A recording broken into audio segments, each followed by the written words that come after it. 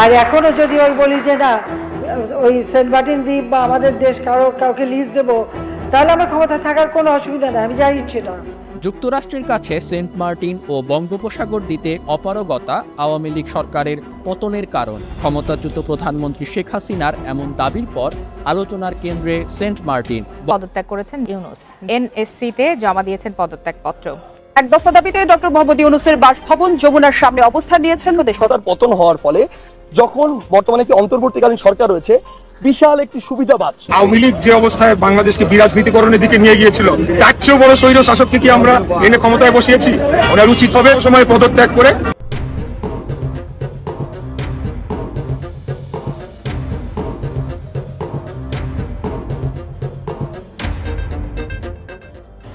আওয়ামী লীগ সরকারের পতনের আগ মুহূর্তেও সেন্ট মার্টিন ইস্যুতে ব্যাপক কথা হচ্ছিল। সাবেক প্রধানমন্ত্রী শেখ হাসিনা বারবার বলছিলেন যে সেন্ট মার্টিনে মার্কিন যুক্তরাষ্ট্র একটা নৌঘাঁটি করতে চায়, আর শেখ হাসিনা সরকার সেটাতে রাজি হয়নি, যার কারণে তাকে ক্ষমতা থেকে সরিয়ে দেওয়ারও ষড়যন্ত্র চলছে। আসসালামু আলাইকুম দর্শক, এইমাত্র পাওয়া গরম খবর। দর্শক শ্রোতা, সোশ্যাল মিডিয়াতে গুঞ্জন শোনা যাচ্ছে doctor Mohammad Yunus Saint Martin আমেরিকাকে দিয়ে দিয়েছে। দর্শক শ্রোতা, তাহলে কি এবার সত্যি হতে যাচ্ছে শেখ হাসিনার কথা? বিস্তারিত গুরুত্বপূর্ণ তথ্য থাকছে পুরো ভিডিওতে, তাই পুরো ভিডিওটি না টেনে ধৈর্য সহকারে দেখতে থাকুন, তাহলেই সবকিছু বুঝতে পারবেন ইনশাআল্লাহ। তো দর্শক শ্রোতা, চলুন আর কথা না বাড়িয়ে বিস্তারিত দেখে আসি। আওয়ামী লীগ সরকারের পতনের আগ মুহূর্তেও সেন্ট মার্টিন ইস্যুতে ব্যাপক কথা হচ্ছিল। সাবেক প্রধানমন্ত্রী শেখ হাসিনা বারবার বলছিলেন যে সেন্ট মার্টিনে মার্কিন যুক্তরাষ্ট্র একটা নৌঘাঁটি করতে চায়, আর শেখ হাসিনা সরকার সেটাতে রাজি হয়নি, যার কারণে তাকে ক্ষমতা থেকে সরিয়ে দেওয়ারও ষড়যন্ত্র চলছে। এরপর বৈষম্য বিরোধী আন্দোলন, এক দফা আন্দোলনের মাধ্যমে পতন হয়েছে হাসিনা সরকারের। দীর্ঘদিন যাবৎ বাংলাদেশের পরিবেশ ইস্যুতে আমরা যখন বন্যা প্লাস আরও আন্দোলন নিয়ে ব্যস্ত, এরই মাঝখানে আজকে সেন্ট মার্টিন ইস্যুতে একটা সিদ্ধান্ত সামনে এসেছে। জনমনে প্রশ্ন যে কেন বাংলাদেশের ইতিহাসে প্রথমবারের মতন সেন্ট মার্টিন ঘিরে এত রেস্ট্রিকশন তৈরি করা হয়েছে। আগের মতন আপনি চাইলে আর সেন্ট মার্টিনে ঘুরতে যেতে পারবেন না। এই জন্য আপনাকে করতে হবে নতুন সিস্টেমে নিবন্ধন, মানে রেজিস্ট্রেশন করতে হবে। তারপরে রেজিস্ট্রেশনের অনুমতি যখন মিলবে বা একটা প্রসিডিং হবে, দেন আপনি যেতে পারবেন সেন্ট মার্টিন। তবে এ নিয়ে টেনশনের কিছু নাই, এখানে ভিন্ন আরেকটা ইস্যু, কোনো মার্কিন সামরিক ঘাঁটি অথবা ওইরকম কিছু না। সেন্ট মার্টিন দ্বীপের পরিবেশ রক্ষায় অনেকগুলো পরিকল্পনা ইতিমধ্যেই গ্রহণ করেছে সরকার। এর মধ্যে রয়েছে পর্যটককে সীমিত করার পাশাপাশি রেজিস্ট্রেশন বা অনুমতি ছাড়া কোনো পর্যটক আর সেন্ট মার্টিনে যেতে পারবেন না। আপনার আজকে কক্সবাজার শহরের একটি হোটেলের সম্মেলন কক্ষে সেন্ট মার্টিন দ্বীপে সিঙ্গেল ইউজ প্লাস্টিক ব্যবহার বন্ধে কনসালটেশন সেমিনারে সভাপতির বক্তব্য রাখতে গিয়ে পরিবেশ অধিদপ্তরের মহাপরিচালক ডক্টর আব্দুল হামিদ তিনি এই তথ্য দিয়েছেন। তিনি বলছেন যে পাহাড় কাটা এবং জলাশয় ভরাটের বিষয়ে কোনোভাবেই ছাড় দেওয়া যাবে না, আর সেন্ট মার্টিনে পর্যটক সীমিত করতে হবে। কেন? বিপুল পরিমাণ পর্যটক যাচ্ছে, সেখানে যাওয়ার সময় খাবার পানি বা বিভিন্ন খাবার দাবার ওয়ান টাইম ইউজেবল যে প্লাস্টিক ম্যাটেরিয়ালসগুলো আছে সেগুলো হিউজ আকারে সেখানে যাচ্ছে, আর এতে কি হচ্ছে, সেখানের পরিবেশ নষ্ট হচ্ছে বা যে ভারসাম্য সেটাও নষ্ট হচ্ছে। এই কারণেই সেন্ট মার্টিনকে আপনার সীমিত করে পর্যটকদের সংখ্যাটা সীমিত করা হবে। এর পাশাপাশি সেখানকার মানুষের জীবনমান উন্নয়নের জন্য সরকার কাজ করবে। কক্সবাজার শহরকে গুরুত্বপূর্ণ একটা ভূমিকা রেখে বা কক্সবাজার শহরকে গুরুত্বপূর্ণ একটা ইস্যু করে প্লাস্টিক মুক্ত করার জন্য খুব দ্রুত কাজ করা হবে বলেও জানান পরিবেশ অধিদপ্তরের মহাপরিচালক। এই সময় সাগরকে প্লাস্টিক মুক্ত রাখতে তিনি সকলের সহযোগিতাও কামনা করেন। বাট সহযোগিতা পাবে না, বাঙালি বড় আমরা ধরেন আবর্জনা প্রিয় জাতি, বিদেশে থাকাকালীন আমরা সব কিছুই মানি, কিন্তু দেশে গেলে আমাদের রুলস টুলস সবই চেঞ্জ হয়ে যায়। তো সেন্ট মার্টিন ইস্যুতে এই পর্যটক ইস্যুটাকে কেন্দ্র করে অনেকেই বিরূপ প্রতিক্রিয়া দিয়েছেন, মনে করছেন যে না ভাই আমি যাওয়ার সময় আগে, বাট আমিও মনে করি এটা খারাপ না, ভালো। একদিকে ভালো কেন, যে গণহারে সেইখানে যাওয়ার যে ইস্যুটাতে পরিবেশ যে নষ্ট হচ্ছে, বাংলাদেশের একমাত্র প্রবাল দ্বীপ এটা। এখন এর পাশাপাশি ভেতরে আর কি কি এখানে পরিবর্তন আনবে, বা আমরা দেখেছি যে সেইখানে বেনজিরের কটেজও তৈরি হয়েছিল, আরও কার জানি কটেজ ফটেজ এরকম জায়গা কিনা, সেটাকে বিশ্রী একটা অবস্থা তৈরি করা হয়েছে। তবে আপাতত আমাদের গণমাধ্যমের বরাতে যতটুকু তথ্য পাচ্ছি সেখান থেকে এটা স্পষ্ট যে সেন্ট মার্টিনকে ঘিরে যা ঘটছে এর পেছনে মার্কিন যুক্তরাষ্ট্রের কোনো ভূমিকা নেই, অথবা এটাকে এই কারণে রেস্ট্রিকশন করা হয় নাই যে সেখানে গোপনে সামরিক ঘাঁটি গড়বে আমেরিকা আর বাংলাদেশের মানুষ যেন সেটা নজরদারি করতে না পারে, এরকম সুযোগ নাই। এখন তথ্য প্রযুক্তির যুগ, স্যাটেলাইটের যুগ, মুহূর্তে সব কিছু চোখের সামনে প্রকাশ হয়ে যাবে। তো যাই হোক, উদ্যোগ সুন্দর, এখন বাস্তবায়ন করতে পারলেই ভালো। আসসালামু আলাইকুম।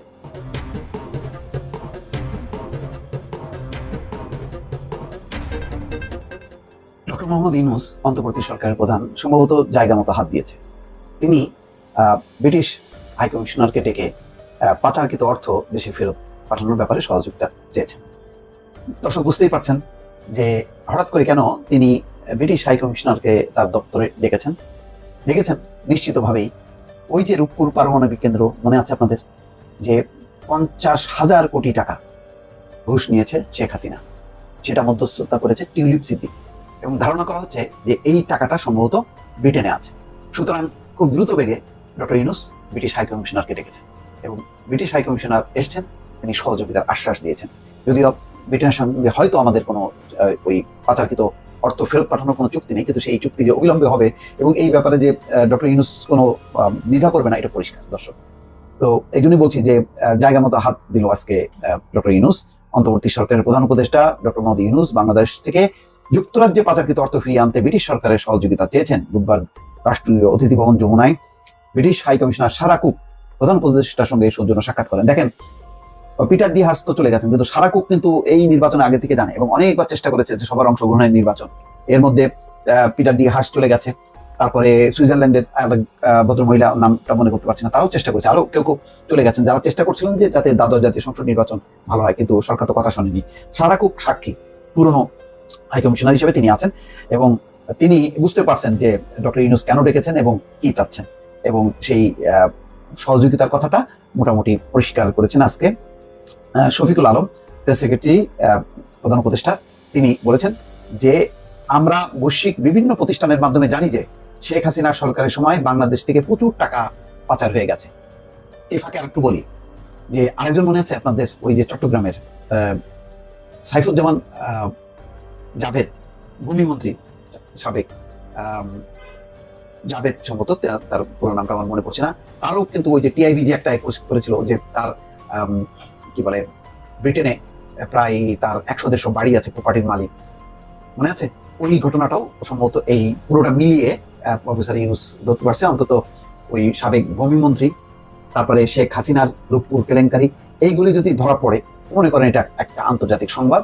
এবং সংবাদের চেয়ে বড় কথা হলো যে টাকার যে সংকট, বৈদেশিক মুদ্রার যে সংকট, অন্তত এই টাকাটা যদি যুক্তরাজ্য থেকে দেশে ফেরে তাহলে দেশের লাভ, আর অন্যদিকে উন্মোচিত হবে টাকা পাচারের যেই ভয়াল মানে একটা রমরমা বাণিজ্য করে তুলেছিল শেখ হাসিনার শাসনামলে তার অলিগার্করা বা মাফিয়ারা, সেই তথ্যটাও সবার সামনে আসবে।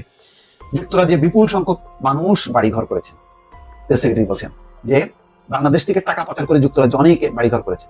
পাচার হওয়া এই বিপুল পরিমাণ অর্থ কিভাবে ফেরত আনা যায় সেই বিষয়ে ব্রিটিশ সরকারের সহযোগিতা চেয়েছেন ডক্টর ইউনূস। সরকার পাচার হওয়া অর্থ ফেরত এনে দেশ পুনর্গঠনে কাজে লাগাতে চায় বলে উল্লেখ করেন শফিকুল আলম। ব্রিটিশ হাইকমিশনার সারা কুক ছাড়াও জাপানের রাষ্ট্রদূত ইয়োয়ামা ইমোনোরি প্রধান উপদেষ্টার সঙ্গে সৌজন্য সাক্ষাৎ করেন। দর্শক, বাংলাদেশের ডক্টর মোহাম্মদ ইউনূস এটা মনে করেন একটা সৌভাগ্য যে তিনি যদি বৈদেশিক সহযোগিতা চান এবং সেই ক্ষেত্রে যে তিনি তৎপর হয়েছেন অলরেডি, এবং বাংলাদেশের যে অর্থনৈতিক অবস্থা, সেই অবস্থা বাঁচানোর ক্ষেত্রে বৈদেশিক ঋণ বলি, তারপরে এই 5,000 টাকা ফেরত পাঠানোর ব্যাপার বলি, এটা যদি ইউনূস সাহেব উদ্যোগ নেন, সেটা একেবারে মনে করেন বিদ্যুৎ গতিতে এই কাজগুলো হবে, এবং সেটা এখন হওয়া জরুরি। এবং সেই কারণে বুঝে শুনেই আজকে হয়তো ব্রিটিশ হাইকমিশনারকে ডেকেছেন, কেননা সেখানে নিশ্চয়ই খবর আছে সরকারের কাছে যে ব্রিটেনে কি পরিমাণ টাকা পাচার হয়েছে। আইনের হাত কত লম্বা এটা আসলে আমি জানি না, তবে ডক্টর ইউনূসের হাত কত লম্বা সেটা কিন্তু আপনি আস্তে আস্তে দেখতে যাচ্ছেন। যদি ঘটনা সত্য হয় আর যদি এই অ্যাকশনগুলো বাস্তবিত হয়ে যায়, তাহলে হাজার হাজার আওয়ামী লীগের বড় বড় নেতারা থালা নিয়ে রাস্তায় নামার মতন অবস্থা হয়ে যাবে। ভাই, ভিক্ষা করে খাওয়া লাগবে, ভিক্ষাও পাবে না। কারণ কি, যারা দুর্নীতিবাজ লুটপাট করছে, মানুষ তাদেরকে যে যে দলে করি আমরা এগুলা পছন্দ করি। এবার আসেন ঘটনা কি। বাংলাদেশের এই মুহূর্তে টোটাল যে ঋণের পরিমাণ, মানে লক্ষ লক্ষ কোটি কোটি টাকা, 18 লক্ষ, হাজার না কোটি, আমি পুরো সংখ্যা আসে না মুখ দিয়া, তাহলে চিন্তা করেন এই টাকাগুলা কই গেছে। টাকাগুলা বাংলাদেশ থেকে পাচার হয়ে গেছে। কোথাও কোথাও প্রশাসনের লোক, কোথাও কোথাও আওয়ামী লীগের ঊর্ধ্বতন নেতারা, কোথাও কোথাও মানে মিনি নেতা থেকে বিচি নেতা, অনেকে এই টাকাগুলো লুটপাট করছে, কইরা সিকিউরলি এই টাকাগুলোকে দেশের বাইরে পাঠিয়ে দিয়েছে। তারা ভাবছে যে সরকার ক্ষমতায় নাই, ভারতীয় বর্ডার দিয়ে ভেগে যাবো, অথবা এয়ারপোর্ট দিয়ে ভাগবো, ভাইকে ওইখানে থাকবো, আবার দল ক্ষমতায় আসবে, আবার আসবো, বা নির্বাচনের সময় আসবো। কিন্তু আপনাদের জন্য দুঃসংবাদ হচ্ছে বাংলাদেশ থেকে অধিকাংশ টাকার গন্তব্য হচ্ছে 3টা রাষ্ট্র। বড় বড় পয়সাওয়ালা যারা লুটেরা, তারা করে কি, সুইস ব্যাংক নাম শুনছেন তো, তাই না? এই ব্যাংকটা সুইজারল্যান্ডে। আরেকটা গন্তব্য হচ্ছে যুক্তরাষ্ট্র এবং যুক্তরাজ্যে, মানে 2টা দেশে ভালো একটা টাকা ঢুকে পাচারকারীদের। আরেকটা গন্তব্য হচ্ছে দুবাই।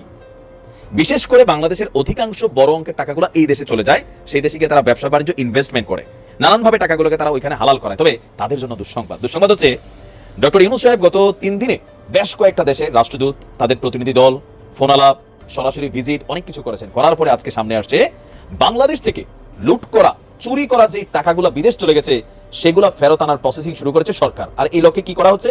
আমরা অতীতেও রাজনৈতিক সরকারগুলোর সময় শুনছি এই পাচার হওয়া টাকা ফেরত আনবে, এই করবে, সেই করবে। বিএনপির সময় অনেক টাকা পাচার হয়েছে, নেতারা লইয়া গেছিল গা, টাকাগুলো আওয়ামী লীগ আনতে পারে নাই। তবে আওয়ামী লীগ আনতে পারুক না পারুক, আওয়ামী লীগের গুলো এই মুহূর্তে রিটার্ন করার জন্য আপনার সুইজারল্যান্ডেরই সহযোগিতা চেয়েছেন আমাদের ডক্টর মোহাম্মদ ইউনূস, পাশাপাশি যুক্তরাজ্যের চেয়েছেন, যুক্তরাষ্ট্রের চেয়েছেন, দুবাইয়ের সাথে, আরব আমিরাতের শেখের সাথেও আজকে টেলিফোন আলাপ হয়েছে।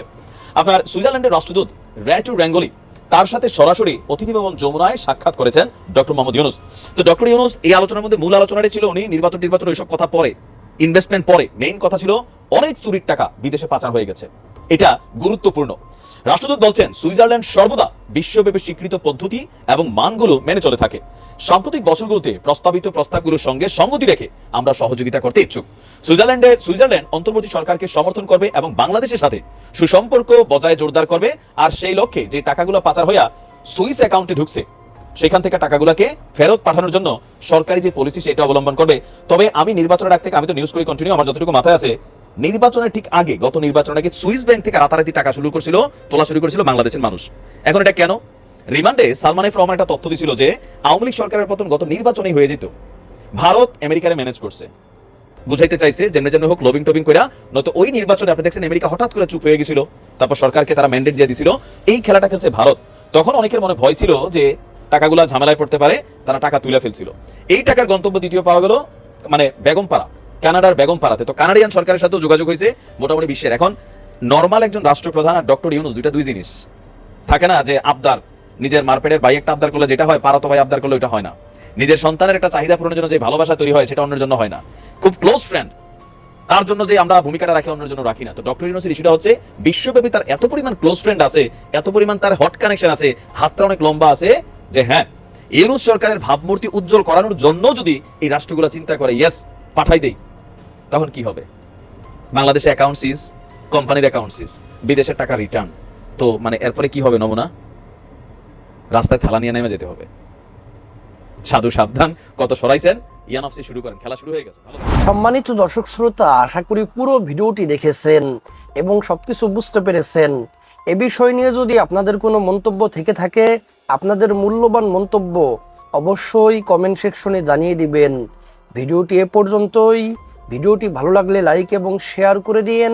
আর হ্যাঁ, নিত্য নতুন খবর পেতে চ্যানেলটি সাবস্ক্রাইব করতে ভুলবেন না। বেঁচে থাকলে দেখা হবে পরের ভিডিওতে।